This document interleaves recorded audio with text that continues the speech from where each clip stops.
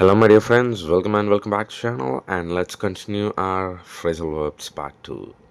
சேமித்து வை, சேவ் அப், விட்டு செல், leave out, அதாவது விட்டுட்டு போகிறது, லீவ் அவுட்.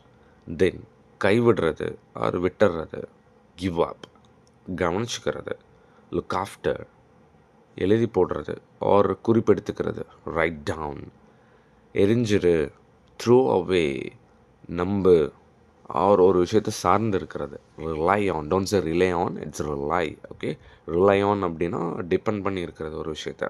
தென் திரும்பி கொடு, கிவ் பேக், சரி செய்கிறது ஆர் பழுது நீக்கிறது, ஃபிக்ஸ் அப், காத்திருக்கிறது, வெயிட் ஃபார், தொடர்ந்து செய், கேரி ஆன், கண்டுபிடி, ஃபைண்ட் அவுட், ஓடி போகிறது, தப்பிச்சு போகிறது, ரன் அவே, திரும்ப ஃபோன் பண்ணு, கால் பேக், சுட்டிக்காட்டு, பாயிண்ட் அவுட்.